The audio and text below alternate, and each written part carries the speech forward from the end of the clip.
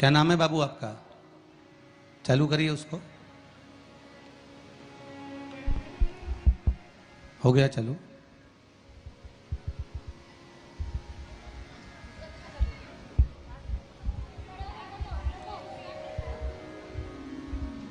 श्री शिवाय नमस्तुभ्यम। श्री शिवाय नमस्तुभ्यम गुरुजी। कहाँ से हैं बाबू आप? मैं बिहार के रहने वाला हूँ, जमुई जिला के, लेकिन मैं जॉब करता हूँ मुंबई में।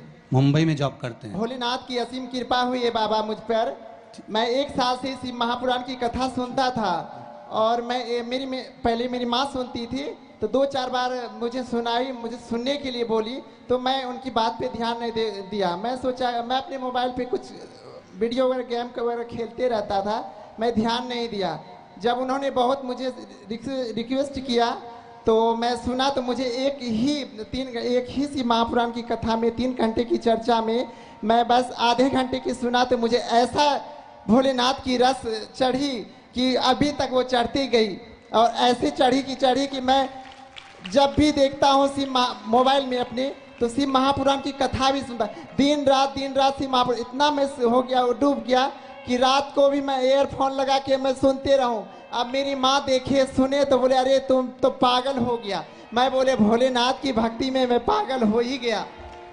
जब मैं भोलेनाथ से मैं बोला कि भोलेनाथ, जब आप मुझे शिव महापुराण की कथा सुनने का मौका दिया है तो एक बार मुझे कथा में पहुंचा दीजिए। लेकिन एक बार आपने उज्जैन में होने वाली थी शिव महापुराण की कथा, वो लॉकडाउन की वजह से कैंसिल हो गई और उस शिव महापुराण की कथा में मैं आने वाला था। लेकिन उस दिन से मैं सोचा कि जब कथा होता था, अच्छा इस कथा चला गया, अगले कथा में मैं पहुंचूंगा, लेकिन मैं पहुंच नहीं पाता था। आज अब तो पहुंच गए ना? हाँ, मैं पहुंच गया। बस बाबा पकड़ कर बुला लिए। बहुत है, बाबा की कृपा बनी रहे। मैं भोलेनाथ से मैं बोला कि भोलेनाथ आप मेरे जगह लेके चलो, मुझे नहीं लेके जाते थे। अब मैं आज नहीं, मैं शनिवार कल ही मैं शिव महापुराण की कथा में पहुंचने वाला था। अब पहले भोलेनाथ से बोल दिया, भोलेनाथ हरिद्वार में कथा होने वाली है। अब मैंने आपको बोल के थक गया है, अब मैं कुछ नहीं बोलूँगा आपको। अब जो जवाब मेरा करने का है मैं सुना देता हूँ, आपको जो अमल करने का करने का। मैं भोलेनाथ को बोला, भोलेनाथ मेरी इच्छा है, मेरी शनिवार से रायसेन में कथा होने वाली है, रतलाम में कथा होने वाली है।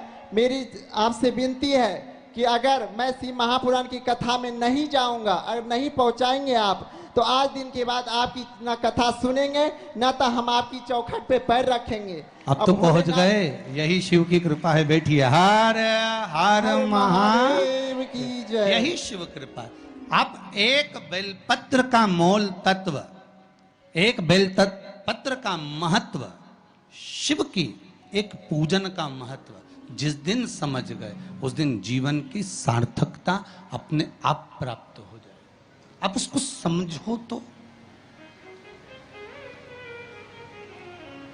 शंभु शरणे पड़ी मांगू घड़ी रे घड़ी, दुख काटो दया करी ने दर्शन। शिव के एक बेलपत्र के नहीं जाओगे कभी डॉक्टर के पास, आप शंकर का भजन तो करो।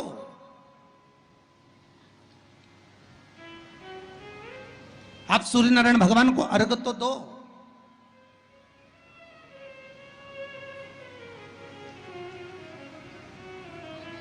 आप एक बेलपत्र शंकर को समर्पित तो करो। जिस बेलपत्र को आप वृक्ष पे से तोड़कर या बाजार में से 5 रुपए की खरीद कर लेकर शंकर भगवान को चढ़ा देते हो, शिव जी के पास जो पहुंच गई, जो अर्पण कर दिया जाता है, भगवान को दे दिया जाता है, वही तो प्रसाद बन जाता है। अरे बोलो जम के। जो शिव जी को दे दिया जाता है, अर्पण कर दिया जाता है, या राम जी को दे दिया जाए, या कृष्ण भगवान को दे दिया जाए, या देवी देवताओं को दे दिया जाए, जो भी हम भगवान को अर्पण करते हैं वो प्रसाद बनता है कि नहीं बनता? अरे बोलो जम के, बनता है ना प्रसाद। तो राम जी को तुमने लड्डू का भोग लगाया तो वो प्रसाद बन गया, उसको तुम लोगों ने खाया कि नहीं खाया? अरे बोलो जम के, खाया। हनुमान जी के मंदिर में ले जाके नारियल फोड़ा, वो प्रसाद बन गया। वो की चिटक निकाल निकाल के तुमने खाई कि नहीं खाई? खाई ना। देवी जी के मंदिर में गए, पूड़ी और हलवे का भोग लगाया, वो प्रसाद बना कि नहीं बना? अब शंकर भगवान को कोई तुम रोज तो चूरमा नहीं लगाओगे, शंकर भगवान को रोज तो तुम लड्डू लेकर नहीं जाओगे, शंकर भगवान को रोज तो तुम मिश्री लेकर नहीं जाओगे। तो शंकर भगवान के लिए रोज क्या लेकर जाते हो? बेलपत्र। अगर शिव जी को तुमने जो बेलपत्र चढ़ाया तो वो प्रसाद बना कि नहीं बना? बन गया ना। अब प्रसाद बन गया तो उस बेलपत्र को उठाकर लाकर खाना और खाकर अपनी औषधि के रूप में उसको स्वीकार करना, उसके बाद इस शरीर में चाहे शुगर हो, चाहे बीपी हो, चाहे ब्लड प्रेशर किसी भी रूप में हो, चाहे किडनी लीवर कुछ भी डैमेज हो रहा हो, डायलिसिस चल रहा हो, अब एक बार बाबा को चढ़ाकर उससे विनती कर कर तो लाओ कि हे शंभु, ये तेरे बल पर लेकर जा रहा हूं। मैंने सुना है तुझ पर जो चढ़ता है वो प्रसाद बन जाता है, और ये त्रिगुणाकार बेलपत्र को मैं लेकर जा रहा हूं, मैं खाऊं और बाबा इतनी कृपा कर देना कि ये औषधि का काम कर दे और मेरी बीमारियां समाप्त कर दे। ये शिव से कहो।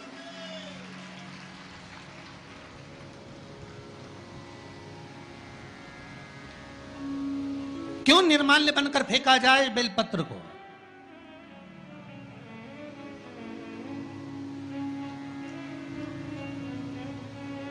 इस बेलपत्र के मूल तत्व को जिस दिन जानोगे, बैसाखी शिवरात्रि शिव महापुराण की कथा चल रही है रतलाम के पावन प्रांगण में, और लाखों लाखों लोग कथा को श्रवण कर रहे हैं।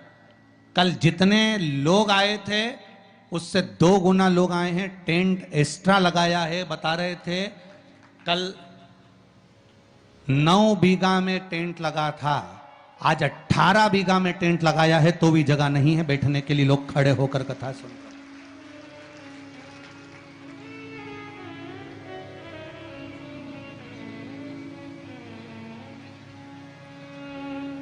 और 18 बीघा के टेंट में भी जगह नहीं। पीछे पुरुष को आप एक निगाह अगर मारकर देखेंगे तो ढेरों में खड़े हैं, इधर देखो उधर देखो, जहां निगाह पहुंच जाए उधर देख लीजिए महाराज।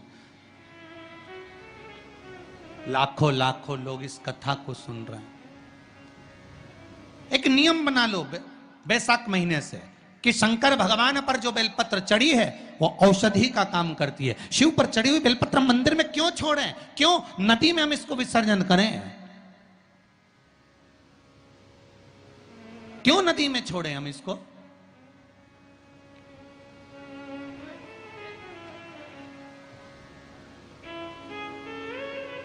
उसको उठा लाए, उसका प्रयोग करा, खाया, और उसका जो फल हमें मिला वो जीवन का सुख। हम तो ब्राह्मणों से भी कहेंगे, जितने ब्राह्मण जन शंकर भगवान के मंदिर में पूजन करते हैं, जितने विप्र जन भगवान शिव के मंदिर में पूजन करते हैं, उनको करबद्ध निवेदन, उनके चरणों को प्रणाम कर कर, उनके चरणों को नमन कर कर, उन ब्राह्मणों के चरणों को नमन कर कर निवेदन करूंगा कि आप शंकर जी के मंदिर में कोई प्रसाद बांटो ना बांटो, जो बेलपत्र शंकर जी के मंदिर में चढ़ती है उस बेलपत्र को उठाकर धूप में डाल दो, सुखा लो, पीस लो, और पीसने के बाद उसकी पुड़िया बना लो।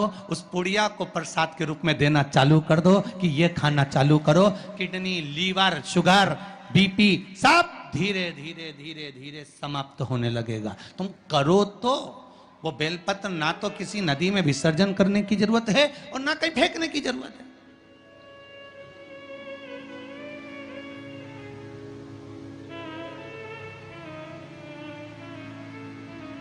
प्रतिदिन भगवान को तुलसी चढ़ाते हो ना? तो रोज भगवान को तुलसी उनके भोग में चढ़ाते हो, उनके सामने चढ़ाते हो, उनके सम्मुख में ठाकुर जी के तुलसी चढ़ाते हो, उठा लाए, प्रयोग में लो, क्यों उसको विसर्जन में डालते हो?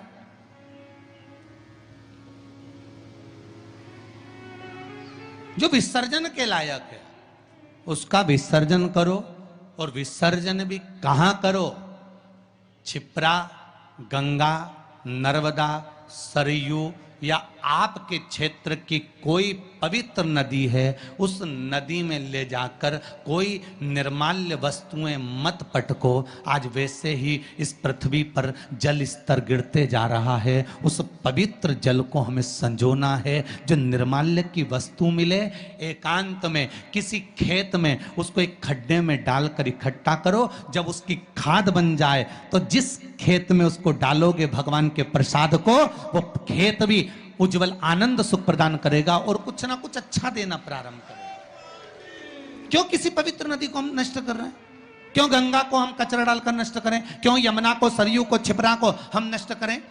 हम उसको शुद्ध बनाने का प्रयास करें, हम उसको निर्मल बनाने का प्रयास करें। अपने गांव में, नगर में जो तालाब, जो बावड़ी, जो कुएं हैं, उनको हम निर्मल बनाने का प्रयास करें, शुद्ध बनाइए। भगवान ब्रह्मा और भगवान विष्णु ने यह संवाद निश्चित कर दिया कि मैं चरण देखने के लिए जा रहा हूं, आप शीश देखने के लिए जा रहे हैं। शीश में भगवान नहीं मिल पा रहा। भगवान चरण देखने के लिए गए, चरण ढूंढते ढूंढते ढूंढते भगवान विष्णु सामने प्रकट हो गए। ब्रह्मा जी भी आए, गाय और केतकी के फूल को लेकर आए, पर इनको चरण नहीं मिले। और ब्रह्मा जी ने कह दिया कि मुझे शीश मिल गया। झूठ निश्चित कर दिया, एक असत्य निश्चित कर दिया।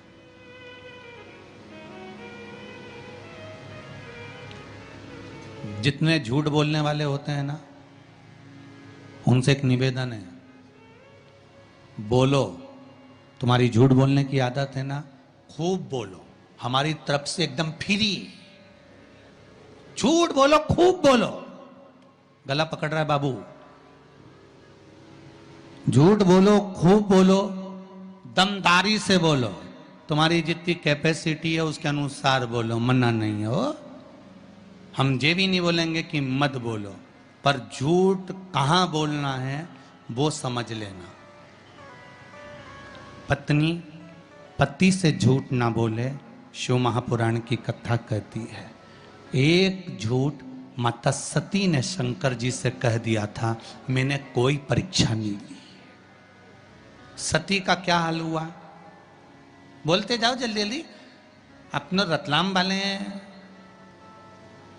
बोलते जाओ। सती का क्या हुआ था? जल के क्यों जली? क्या जरूरत पड़ी सती माता को जलने की? क्यों जली है माता सती? क्यों भस्म हुई है माता सती? क्या कारण था माता सती के जलने का? केवल एक झूठ माता सती ने भगवान शंकर से आकर कह दिया था, मैंने कोई परीक्षा नहीं ली, कोई परीक्षा नहीं ली। शंकर भगवान ने ध्यान लगाकर देख लिया। तुम मार्केट में पल्लू यहां लेके चल रही हो कि यहां? तुम आकर पति ने पूछा क्यों, तो वो दुकान पे खड़ी थी और थारा पल्लू इधर पड़ा था। कहीं नहीं, मैं तो यूं च पड़ी। तुमने किसी और को देख लिया होगा। ठीक है, अब पहले के समय में शंकर भगवान ध्यान लगाकर देख लिए थे कि सती मैया ने झूठ बोला कि सच बोला। आज के जमाने में तो दुकान दुकान में कैमरा लगा हुआ, वो पकड़ के ले गया, चल अब भी चल तुम्हारे साथ। तुम्हारे झुटला रही, मुझे झुटला रही, चल।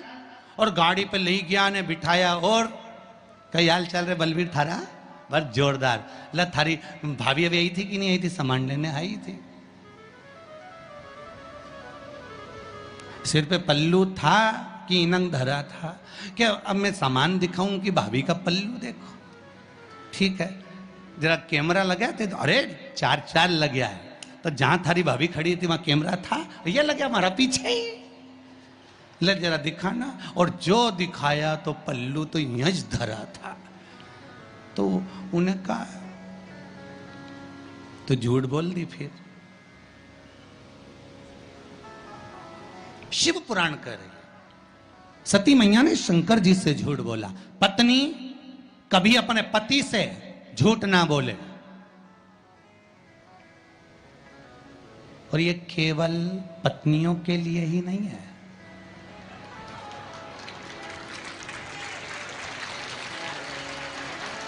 कितनी खुश हुई रे तुम लोग, गजब। केवल ये पत्नियों के लिए नहीं, पतियों से भी निवेदन है, झूठ ना बोले। पत्नी पति से, पति पत्नी से झूठ ना बोले। और एक निवेदन करूंगा मेरे घर की बेटियों से, क्योंकि आप मेरे घर की बेटी हो, भारत की भूमि पर जन्म ली हो, और भारत की भूमि पर जो बेटियां जन्म लेती हैं वो मेरे ही घर की बेटी कहलाती है। उनसे निवेदन करूंगा कि आप, मेरी बेटियों से निवेदन है, सबसे झूठ बोल लेना, पर जिस माँ ने तुमको कोख में रखा और जिस पिता ने पूरी जिंदगी तुम्हारे ऊपर खर्च कर दी, कमा कर लगाने में, पढ़ाने में, उस माँ बाप से कभी झूठ मत बोलना, सत्य कह दो कि ये बात है।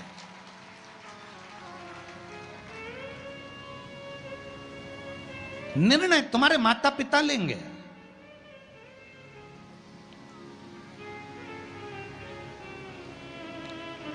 गणेश जी महाराज की शादी होना थी, घर में बड़े कौन थे? शंकर जी के, कार्तिक है। शादी किसकी हो रही है? गणेश जी की। प्रजापतियों की कन्या रिद्धि और सिद्धि।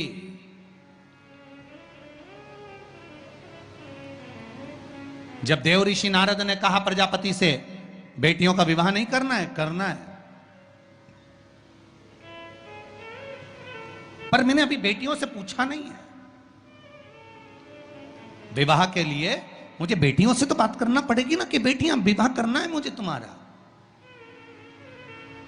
बेटियों ने अपने पिताजी से कहा, पिताजी हम भी विवाह करने को तैयार हैं, पर बात इतनी सी है कि हम विवाह तो कर लेंगे, पर बात केवल एक तत्व की है कि पिताजी हम विवाह तो करें, पर हम दोनों का जन्म एक साथ हुआ है, इसलिए विवाह भी एक ही लड़के से करेंगे।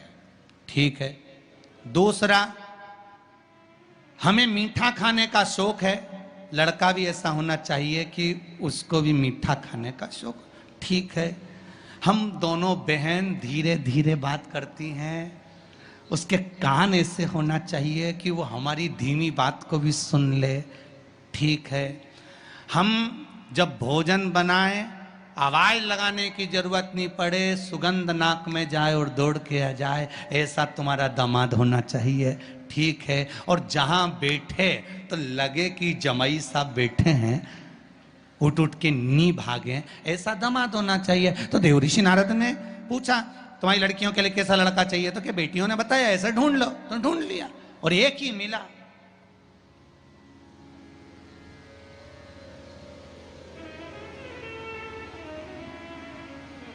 और वो दामाद भी कोई साधारण नहीं था। सब देवताओं की शादी हो रही थी, गणेश जी की शादी नहीं हो रही थी। क्यों? क्योंकि इनको मुंह काय का लगा था? हाथी का। अब जब मुख हाथी का लगा हुआ है तो सबसे पहले प्रथम देवता गणेश जी महाराज थे और सबसे पहले ब्याह शादी में इन्हीं को बुलाते थे। पर दिक्कत एक ही थी कि इनकी नहीं हुई थी ना, तो ये सबका काम बिगाड़ देते थे। अब इनकी पूजन हो रही शादी में, जिनके यहाँ भी इनको बुलाते हैं वहाँ शादी में इनकी पूजन होती, और ये अपने चूहों उनको कह देते चूहे को कि चले जा, वो दूल्हे के कपड़े रखे ना पीछे से ही काटिया, और जितने दुल्हन के कपड़े धरे उनके भी कुतरिया, जब कुतर दे। और चूहे जाते और शादी में जो दूल्हा दुल्हन कपड़े पहनते सब कुतर देते हैं। सब शादी में यही हाल। सारी शादी में एक दिन शनि महाराज निकल कर जा रहे थे, तो ब्रह्मा जी ने शनि देव से कह दिया, जितने भी दूल्हा दुल्हन की शादी होती है, क्यों शनि देव अपनी कुदृष्टि इन पर क्यों देते हो? शनि जी ने कहा मैं कहाँ कुदृष्टि देता हूँ, और क्या बताओ, दूल्हा दुल्हन के सारे कपड़ों में आग लग जाती है, सारे कपड़े कुतर जाते हैं, चूहे उनको काट देते हैं, ऐसे छेद पड़ जाते हैं, ये आप नहीं दे रहे तो कौन दे रहा है?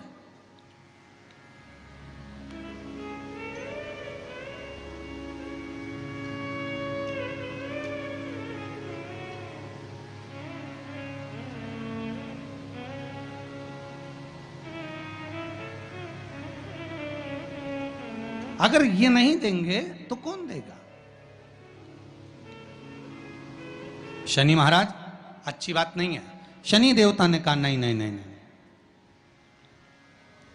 मैं नहीं करता। फिर मालूम पड़ा श्री गणेश जी महाराज करते हैं। तो सबसे पहले ब्याह गणेश जी का पक्का करा कि भैया ये इसका ब्याह पहले होना चाहिए। और सब कुछ गणेश जी में था।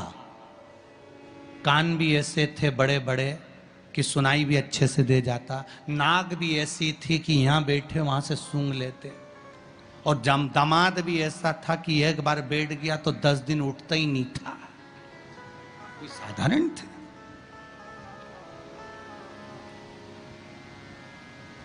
मेरा बेटियों से निवेदन, पत्नी पति से झूठ ना बोले, पति पत्नी से झूठ ना बोले, बेटी अपने माता पिता से झूठ ना बोले।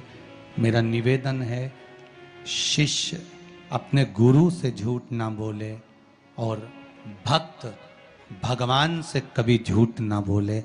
यहां तक सीमित रखो, यहां तक सीमित, बहुत है। और झूठ बोलना एक जगह पर जरूर बोलना। कहां? यदि कोई गाय कसाई के यहां कट रही हो, वहां जाकर झूठ बोल देना कि ये गाय मेरी है, छुड़वा कर लिया ना। झूठ वहां बोल। झूठ बोलने के भी स्थान बताए गए, कहां कहां झूठ बोलना है, कैसे कैसे झूठ बोलना है, किस तरह से झूठ बोलना है, स्थान बताए गए महाराज। कि ये गाय अगर कसाई की यहां कट रही है तो वहां झूठ बोल दो कि ये गाय मेरी है, ये कटे ना, ये मेरी है। ब्रह्मा जी ने झूठ बोला शिव जी के सामने, केतकी के पुष्प ने झूठ बोला शंकर जी के सामने, गौ माता ने झूठ बोला शिव जी के सामने। महाराज अंत क्या हुआ? केतकी के पुष्प को श्राप लगा, सारे देवताओं पर चढ़ेगा पर शंकर पर नहीं। गाय को श्राप लगा, तेरा शरीर पूजा जाएगा पर मुख नहीं। ब्रह्मा का सिर जिससे वो झूठ बोल रहे थे उस सिर को काटा गया, लुढ़कता शीश गया, कर्मनाशा नदी प्रकट हो गई। अंत में ब्रह्मा का कटा हुआ सिर बट का वृक्ष बनाना पड़ा, बट वृक्ष बनाना पड़ा। आखिर झूठ बोलने वाले मुख की गति बहुत बुरी हो जाती। और पहले के समय में अदालत नहीं होती थी, पहले के समय में पंचायत नहीं होती थी, पहले के समय में एक काम होता था, गांव के लोग उसको ले जाते थे, शंकर जी के मंदिर में खड़ा कर देते थे और उठा गंगा जल और कह दे कि तूने ऐसा नहीं करा। मतलब शिव के मंदिर में झूठ बोलने वाला व्यक्ति अंत समय में पलंग पर तड़प तड़प कर मरता है, उसके शरीर की गतियां बेकार हो जाती, शरीर की गतियां बेकार। इसलिए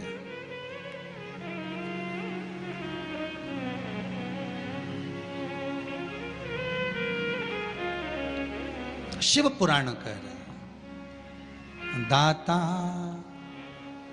तेरा मेरा प्यार कभी ना बदले, भोले तेरा मेरा प्यार कभी ना बदले, शंभो मेरा ये विश्वास कभी ना बदले, शंभो मेरा ये विश्वास कभी ना बदले। भगवान के प्रति विश्वास, श्रद्धा, भाव हृदय चित्त से कहा जाए और शिव से विनय करी जाए कि बाबा भोलानाथ है हमारा, तुम्हारा तुम्हारा हमारा, बाबा भोलानाथ है हमारा,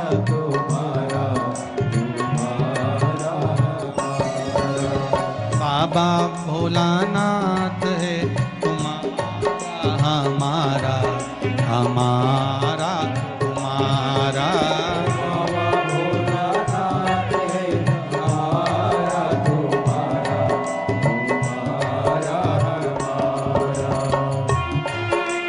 जय हो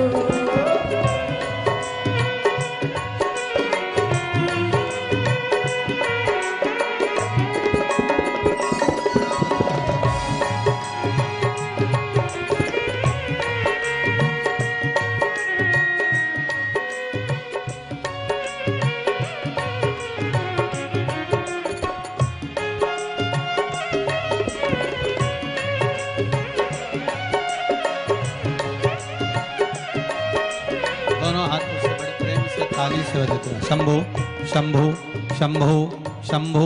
हेलो, दोनों हाथों से ताली सेवा देते हो बड़े प्रेम से।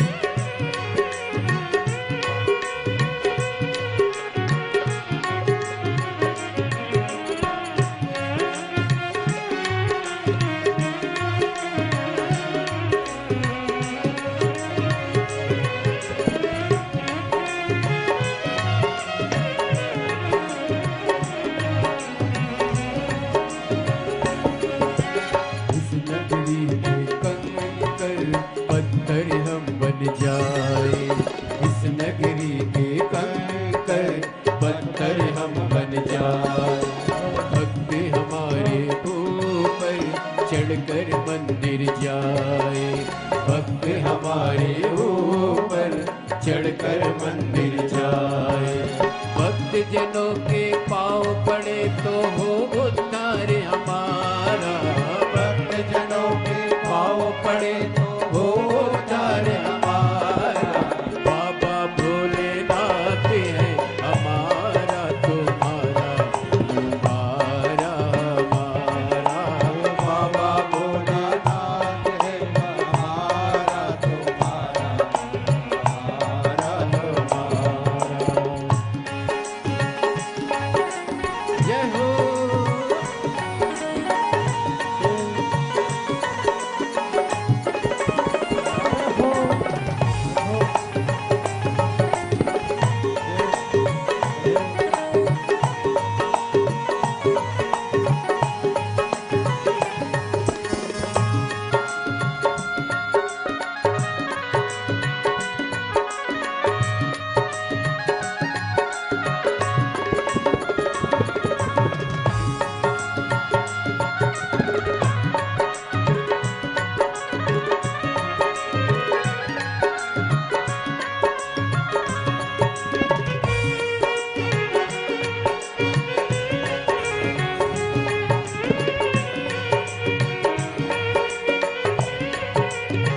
हर हर महादेव।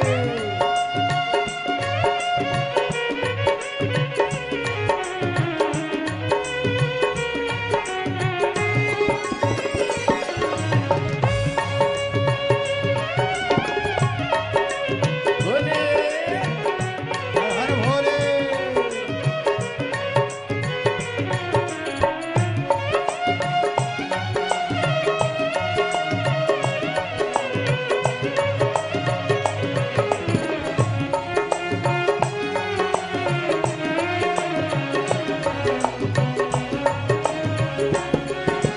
जब भी उज्जैन जाओ नहाओ छिपरा तट पर, जब भी उज्जैन जाओ नहाओ छिपरा तट पर। जब जब मंदिर जाओ शिव दर्शन में पाओ, जब जब मंदिर जाओ शिव दर्शन में पाओ। महाकाल के दर्शन हो तो हो उद्धार हमारा, महाकाल के दर्शन हो तो हो उद्धार हमारा। बाबा भोलेनाथ है हमारा तुम्हारा, तुम्हारा हमारा। बाबा भोलेनाथ है हमारा तुम्हारा, तुम्हारा हमारा। जय हो।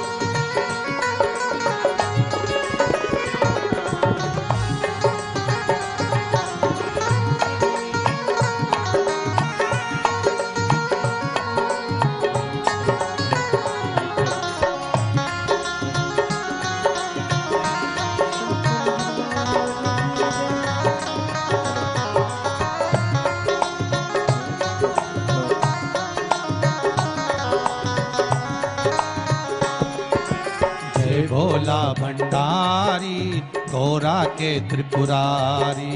जय भोला भंडारी गौरा के त्रिपुरारी। ओ रखियो लाज हमारी गौरा के त्रिपुरारी। रखियो लाज हमारी गौरा के त्रिपुरारी। ओ रखियो लाज हमारी गौरा के त्रिपुरारी। रखियो लाज हमारी गौरा के त्रिपुरारी। जब भी जन्म मिलेगा मुझको गाऊं भजन तुम्हारा। जब भी गाओ भजन तुम्हारा। ओ बाबा भोलानाथ है हमारा तुम्हारा। ओ बाबा भोलानाथ है शंभो हमारा शंभो तुम्हारा हमारा। बाबा भोलानाथ हमारा तुम्हारा तुम्हारा हमारा। बाबा भोलानाथ है हमारा तुम्हारा तुम्हारा ओ बाबा भोलानाथ है तुम्हारा हमारा हमारा तुम्हारा। बाबा भोलानाथ है हमारा तुम्हारा तुम्हारा। ओ महाकाल की इस नगरी में पाऊं जन्म दोबारा। महाकाल की इस नगरी में पाऊं जन्म दोबारा। ओ महाकाल की इस नगरी में पाऊं जन्म दोबारा। महाकाल की इस नगरी में पाऊं जन्म दोबारा। ओ बाबा भोलानाथ है हमारा तुम्हारा तुम्हारा हमारा।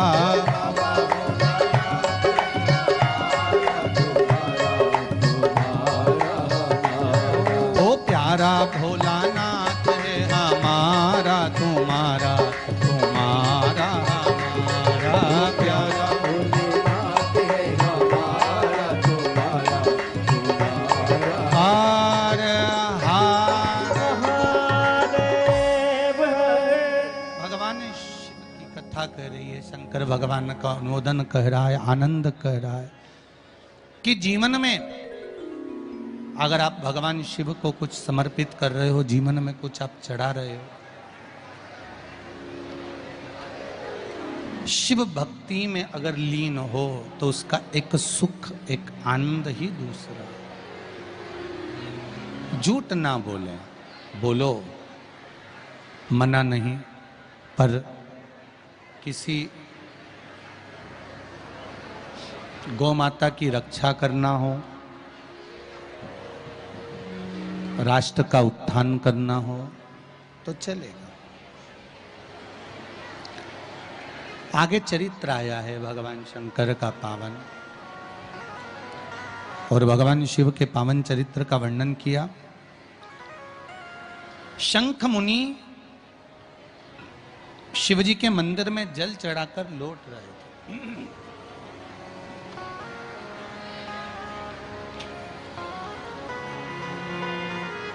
श्री शिवाय नमस्तुभ्यम। श्री शिवाय नमस्तुभ्यम। शंख मुनि जल चढ़ाकर लौट रहे थे। शंख मुनि ने कहा कि फल कितने दिन में मिल सकता, कब प्राप्त हो सकता? बहुत ध्यान से सुनना बैसाखी शिवरात्रि शिव महापुराण की कथा को।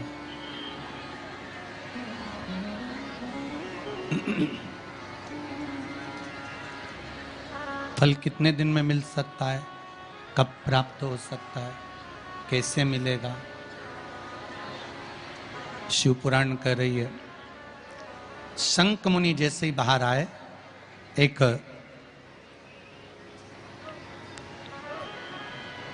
सामने से सर्प निकल कर जा रहा था।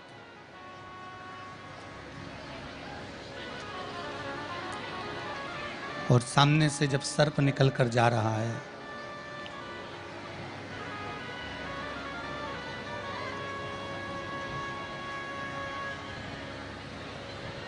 जब सामने से सर्प निकल कर जा रहा है शंख मुनि को देखकर सर्प ने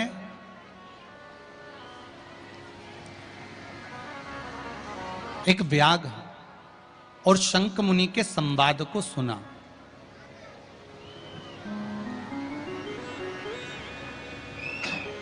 जिस संवाद में शंख मुनि व्याघ्र को बैसाख महीने की शिवरात्रि का वर्णन कर रहे हैं, बैसाख महीने की शिवरात्रि का वर्णन कर रहे हैं।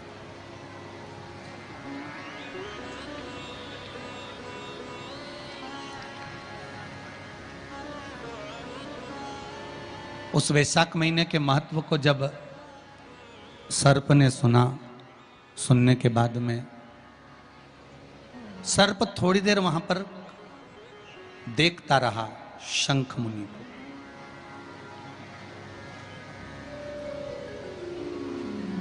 कुछ देर बाद जब शंख मुनि वहां से जाने लगे, शंख मुनि जब वहां से जाने लगे तो सर्प ने आवाज लगाई। शंख मुनि को लगा कि ये सर्प है और सांप कहां ये वाणी बोल पाता है, मनुष्य की वाणी को कैसे बोल पाएगा। इस मनुष्य की वाणी को कैसे सर्प बोल सकता। पर सर्प ने आवाज लगाई, शंख मुनि रुके तो शंख मुनि ने उस सर्प से पूछा कि क्या बात है।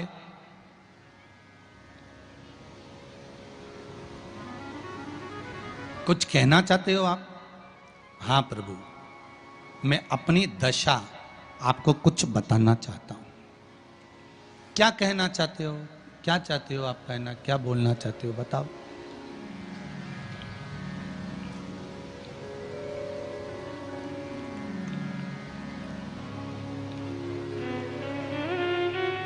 क्या बोलना चाहते हो बोलिए। तो कहा महाराज, पूर्व समय में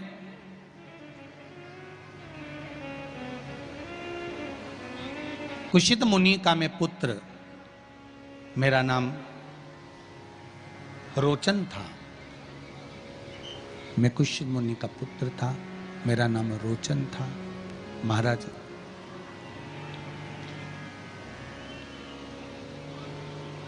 एक मुनि का पुत्र होने के साथ में मेरा मन कभी सत्संग में, कभी भजन में, कभी कीर्तन में, कभी स्मरण में, कभी भक्ति में नहीं लगा।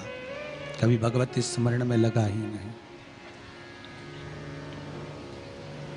भगवत कीर्तन में मेरा मन पहुंचा ही नहीं। सारे बेकार कर्म में मैं लगा रहता। सब बेकार कर्म मेरे हाथ के द्वारा होते।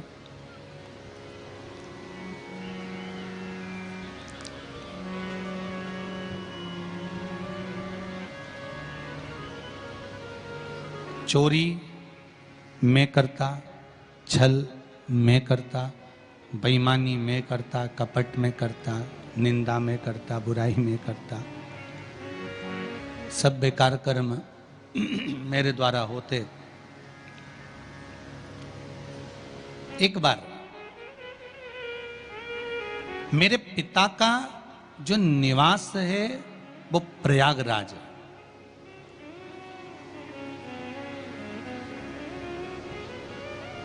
आप किस जगह पर रह रहे हो और वहां की धरा क्या कह रही है। एक भूमि का बहुत बड़ा प्रताप होता है महाराज, बहुत बड़ा प्रताप। क्यों कहते हैं कि 12 ज्योतिर्लिंग जहां पर भगवान शिव विराजमान हैं, ऐसे 12 ज्योतिर्लिंग की भूमि में जाकर एक रात्रि विश्राम करना चाहिए। किसी पुरी में जाओ, उस पुनी में जाओ तो 2 रात्रि का विश्राम जरूर करना चाहिए। किसी तीर्थ में जाओ तो इस तीर्थ में जाकर पवित्र नदियों के जल का सींचन, भले आप स्नान करें ना करें, पर पवित्र नदियों के जल का सींचन होना चाहिए।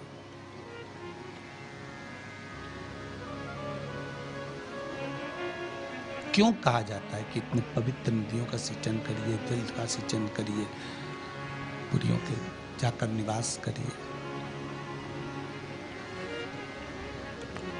12 ज्योतिर्लिंग की भूमि पर जाकर आप वहां पर 12 ज्योतिर्लिंग की भूमि पर जाकर एक रात्रि विश्राम करिए। क्यों कहा जाता?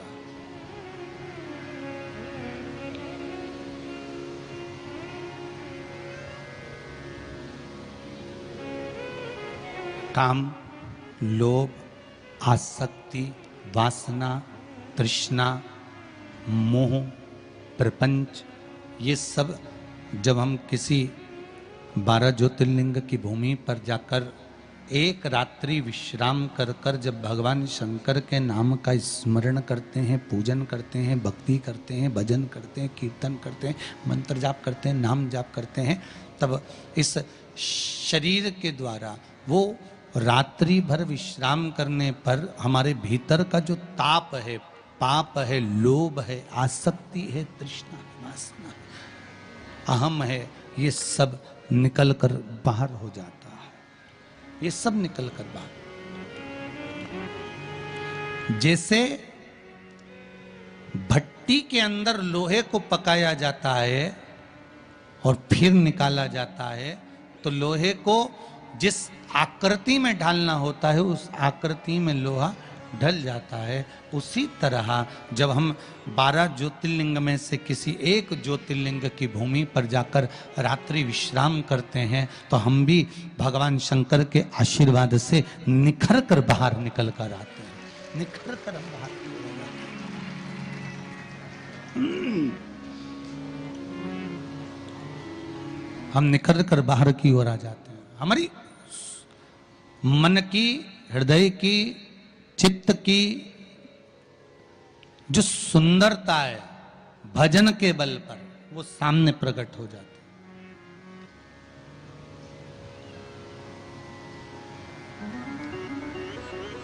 वो सम्मुख में प्रकट हो जाती है।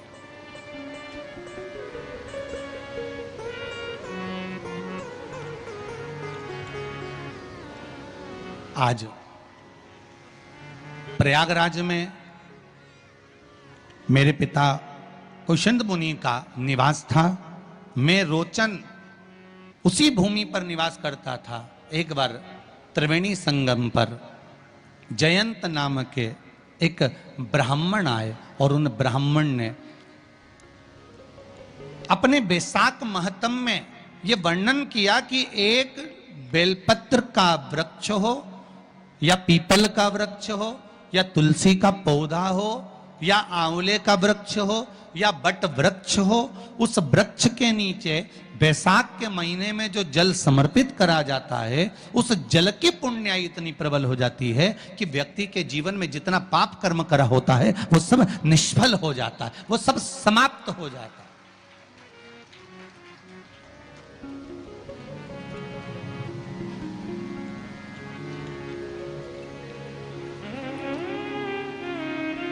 एक हरिचंदन का वर्णन आपको पहले कथा में करा है, सुना है आप लोगों ने कि नहीं सुना है? किस किस ने सुना, जरा हाथ उठाओ। हरिचंदन का वर्णन करा था। ध्यान होगा कि तुलसी की लकड़ी जब सूख जाती है तो उस तुलसी की सूखी हुई लकड़ी को घिस कर चंदन बनाया जाता है और उस चंदन को कार्तिक महीने में भगवान ठाकुर जी को, लड्डू गोपाल को, भगवान कृष्ण को, राम को या शालिग्राम भगवान को वो चंदन लगाया जाता है। तो उस चंदन की महत्वता इतनी प्रबल होती है, उस चंदन की इतनी प्रबल महत्वता होती है कि उस चंदन को जब हम भगवान पर लगाते हैं और लगाया हुआ चंदन हमारे हाथ में जो रह जाता है उसको संभाल कर रख लेते हैं। वही चंदन जब किसी बच्चे को निमोनिया हो जाता है या ठंड की शिकायत हो जाती है या उसकी श्वास चलने लगती है या उसका दम भराने लगता है, बच्चा की पसली चलने लगती है, तब केवल उस चंदन को कंठ पर लगा दिया जाता है तो 20 से 25 मिनट के अंदर वो बच्चा ठीक हो जाता है। उसकी इतनी प्रबलता होती है हरिचंदन।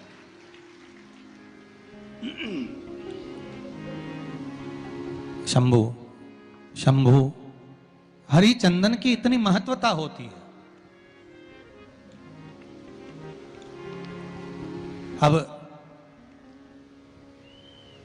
तुलसी की जड़ को घिसकर उसका चंदन बनाकर भगवान को लगाना, वो हरि चंदन। उसी तरह यहां जयंत के मुख से, जयंत ब्राह्मण के मुख से सुना जा रहा है कि बैसाख महीने में पवित्र वृक्ष के जड़ में 1 लोटा जल समर्पित कर देने पर और वहां की जो रज है उसको मस्तक पर चढ़ा लेने पर 84 लाख योनियों से मुक्ति मिल जाती है। 84 लाख योनियों से।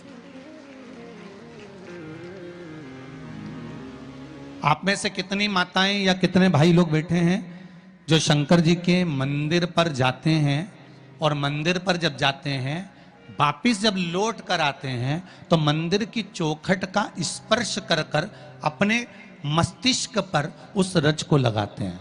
आप में से कितने लोग हैं बहुत सारे? ठीक है। अब जितने लोगों ने हाथ उठाया और नियम से अगर शंकर मंदिर की दरवाजे की चौखट पर भगवान शंकर को जल चढ़ाने के बाद जब आप लौट कर आ रहे हैं और उनकी चौखट पर आपने हाथ फेर कर अपने मस्तिष्क पर उस रज को लगाया है, वो धीरे धीरे अपने भाग्य की ओर देखते हैं। तारीख लिख लेना कि मैंने इतनी तारीख से मंदिर जाना चालू करा, इतनी तारीख से मैं ये काम कर रहा हूं और इतनी तारीख तक मुझे ये फल की अनुभूति हुई। ये देखिए, उस एक बेलपत्री और चंदन का फल किसी ने भेजा है, देखिए जरा। एक्सरे भी लगा दिया है वो, पर हम डॉक्टर नहीं हैं।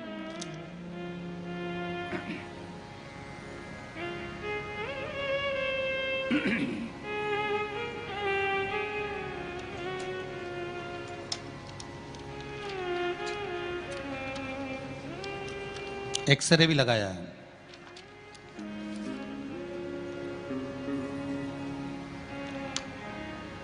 मेरा नाम गोपाल पोरवाल है। अरिहंत परिसर कालका माता मंदिर के पीछे रतलाम से हूं मैं। कहीं बैठे हो आप ही हैं? दोनों हाथ हिला दीजिए एक बार। हर हर महादेव। गुरुदेव, मेरे गले की हड्डी और टॉन्सिल बढ़ी गई थी। मैं 3 साल से बहुत परेशान हो रहा था। मैंने बहुत इलाज करवाया। मैंने 1 साल पहले बड़ौदा हेलो मैंने 1 साल पहले बड़ौदा के नरियाद में गले के जो स्पेशलिस्ट हैं उनको भी दिखाया, पर कोई फायदा नहीं हुआ। मैंने अभी फिर से 9/3/2022 को, तीसरा महीना मतलब अभी कौन सा चल रहा है? चौथा। 9 तारीख तीसरा महीना 2022 को इंदौर के बॉम्बे हॉस्पिटल में बताया। वहां के डॉक्टर ने ऑपरेशन का बोल दिया था। कहा था कि ऑपरेशन कराना पड़ेगा तभी जाकर ठीक हो पाएगा। गुरुदेव, मेरे घर पर लॉकडाउन से आपको कथा चलती है और कथा में आपके श्रीमुख से मैंने कई बार सुना था कि शिवलिंग पर 1 लोटा जल चढ़ाने से कितना फायदा होता है। शिवलिंग पर चढ़ी बेलपत्र को खाने से बड़ी बीमारी दूर होती है। इसलिए मैंने शिवलिंग पर 1 लोटा जल और 1 बेलपत्र खाना शुरू कर दिया। उसका फायदा यह हुआ कि गुरुजी, मैं 19 तारीख को चौथे महीने में, कौन सा महीना चल रहा है भैया? चौथा। तीसरे महीने से प्रयोग करना चालू करा। चौथे महीने 19/4/2022 को इंदौर के बॉम्बे हॉस्पिटल में डॉक्टरों को दिखाने के लिए गया तो डॉक्टर ने ऑपरेशन करने से मना कर दिया और कहा तुम्हें आराम लगना चालू हो गया। उसका एक्सरा भी मैंने लगाया है जो यहां पर है। ये शिव कथा है, ये शिव महापुराण। विराजी है, बैठिए। हर हर महादेव। शंकर का अनुमोदन, शंकर का स्मरण, शिव भक्ति, शंकर की भक्ति, शिव की भक्ति आप जिस भाव से, जिस हृदय से, चित्त से, मन से, दिल से करते हो, शिव आपके लिए वो कामना पूर्ण करता ही है। मेरा ओघड़दानी है मेरा शंकर, मेरा शिव ओघड़दानी है। शंभो शरणे पड़ी मांगू घड़ी रे घड़ी, दुख काटो, दया करी ने दर्शन आपो। भगवान शिव से दिल से कहो,